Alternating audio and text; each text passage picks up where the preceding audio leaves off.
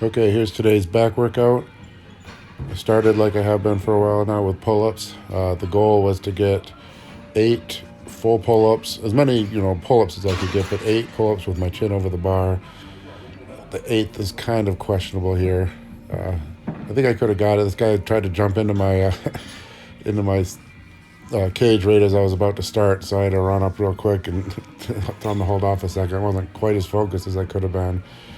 But yeah, that was the 8th one. It's arguable, but I wanted to keep with these until I got 10 full reps. I'll give it at least another week. If I don't get the 8 for sure next week, I'll switch to a different movement to start out.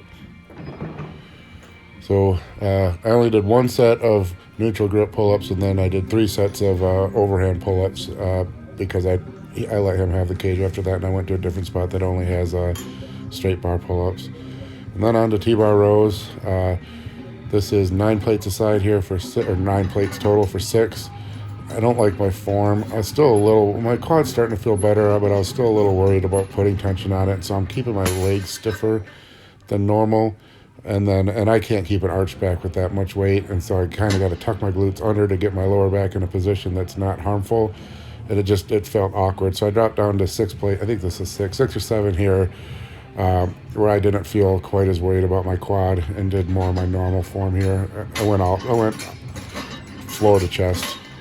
Just been doing that lately. I don't know. I see Kai Green doing that. I don't think there's really any benefit at all. There's probably lack of benefit because that jarring motion off the floor when it's dead stop is probably hard on your bicep. But sometimes it's fun to just change the movement and just do it a certain style for a while. So that's what I've been doing. And then because I didn't like that first set, I just did a quick back off set. This is about a 30-second break, basically as fast as I could change the plates, and then I forgot I'd moved the camera, so as fast as I could change the plates and reset up the camera, I did this set. And then this I had no worry about keeping my legs bent. This is 4 plates, so this is pretty light. My position was kind of weird. My hands are kind of too far under me, but oh well. So I was a little frustrated after that. I mean, the 9 plates didn't feel heavy. If I used my normal form, I probably could have got 8 reps, but I was a little unhappy that the way I'm training right now, focusing on progressive overload, you get only a couple really main sets where you're trying to progress, and I didn't feel like I did it that main set.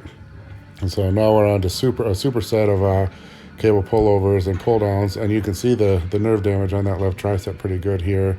Really, really annoys me. It's slowly getting worse. I mean, it's old. I think it's been there since. I remember feeling like something was wrong with it when a friend of mine got married. I think that was 2002, 2003. So it's really old, but it just seems to be progressing more and more the last 5 years or so. And then here you see overhand pull downs, and the way I do these, I really try to get my palms over the bar. So I'm not holding the bar at my fingertips. I'm holding the bar at the bottom of my palm. And I tried to explain this the last time I did these, but you can see how I'm not doing just a straight pull down. It's almost like a pull down, pull over. And the reason I do that is I just don't have the mobility in my back and shoulders to do a straight pull down and actually contract my lats. It'll just turn into a rear delt movement. There's nothing I can do about it. It's happened more as I've grown over the years. When I started out, I had the flexibility to do a regular pull down and really contract my lats. So rather than turn into one of those people who just has real terrible form on pull downs and not hitting their lats, I switched to that form over the years. I'm not very strong at it, but it fries my lats. And here's another movement I don't do that often. Just not really a fan of this machine. But because I didn't feel like T-bar rows hit my upper back the way I wanted to, this is another exercise that I could do and do a couple sets and not really overtax my recovery. If I would have tried to go on in and did another heavy bent over rows at this point in the workout, the form just wouldn't have been right. So this is something I could do to kind of support my chest. And what I'm trying to do there is just keep my body really upright and just completely pull only with my upper back. No swinging, no arching. And I did 3 sets there, and it ended up hitting my upper back pretty well. I don't think I'm going to be as sore as I would be if I had really nailed T-bar rows, but what are you going to do? And then to finish things off here with dumbbell shrugs. I think these are hundreds. They went up to hundreds, and then did 2 sets with 120s, and then 1 quick back off set with 75s. And this is something that's interesting watching these. I've never videoed myself doing shrugs until recently, but I have a lot more movement with my left shoulder, it looks like. And I don't have any explanation for that.